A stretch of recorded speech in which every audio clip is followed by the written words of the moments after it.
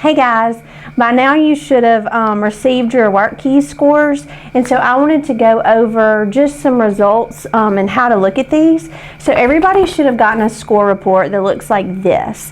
It should have your name at the top, and then you should see the 3 different categories for what you tested in: applied math, graphic literacy, and workplace documents. You're going to get an individual score in each of those, and remember the range is from 3 to a 7. So everybody wants to at least score a 4, but the closer to the 7 you get, the better off you are. Underneath those scores, you're also going to see a breakdown of each section of the test. So Workkeys Applied Math, what does your score mean? And then the same thing with graphic literacy and workplace documents. So this form right here, you're going to want to be sure that you keep in your portfolio, because you will need it. I have students ask me all the time for this, for their Workkeys score, and once you leave us, I don't have access to this anymore. So that is your Workkeys score. Now, at Brookwood High School, Ms. Hubbard has agreed to give you an incentive for doing well on the Workkeys. So if you scored at least a silver, which means you made at least a 4 in each of the 3 categories, then you're going to earn a free day out of school. This does not count against you, so it would be like a school activity, like if you were on a field trip. So you can use it at your discretion. So first let me show you the form. The form's going to have your name on it, and it's going to say, congratulations, you scored at least a silver on the Workkeys test. Now, here's the deal. You will not get another one of these, so it's very important that you keep up with this form, because this is your pass to your free day. So when you want to use this form, you would need to have your parents sign it and date it, and then put the day that you're going to use it, and it must be turned in the day before you use it. So, for instance, you want to use this form to have a long weekend and take a Friday off. Okay, that's great, but you have to have this form signed and completed and turned into Miss Haygood in the office by the Thursday before the Friday you're going to use it, so that she can code your absence in the computer.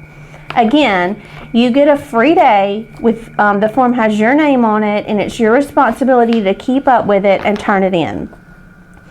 Now, some of you will get a different type of letter. Your letter is going to say you get to retake the Workkeys test. And so this is not a free day. This is your practice information for when you have to retake the test. So the retakes will happen in March of this school year in the library, and Ms. Moore or myself will be getting you more information about that as that date approaches. The good news is you don't have to retake the entire test. You only retake the test that you did not make at least a 4 in. So you may have made a 4 in math and graphic literacy, but maybe in workplace documents you made a 3. So on the day of the test, you would come in the computer lab in the library, and you would only take the workplace documents again on the computer, and then we would get your scores back. Now, the great news is if you make a 4 that time, we can give you a free day. So it's not too late to earn your free day if you take the test again. Nobody can take the test again if you made 4s. So just to clarify, the retake will only be for those students that did not make a 4 in specific sections of the test.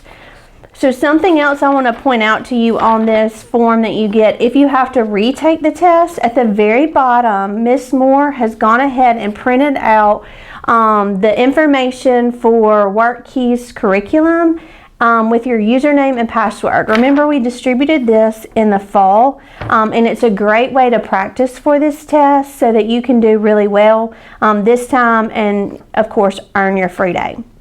So just to recap, you're going to get 3 pieces of paper related to Workkeys.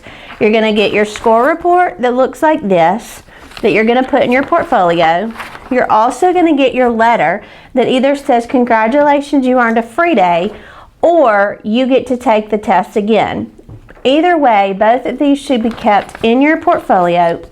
If you get to retake the test again, then you must practice before taking it. The other document you will actually receive the day of graduation practice, and that is your Workkeys Certificate.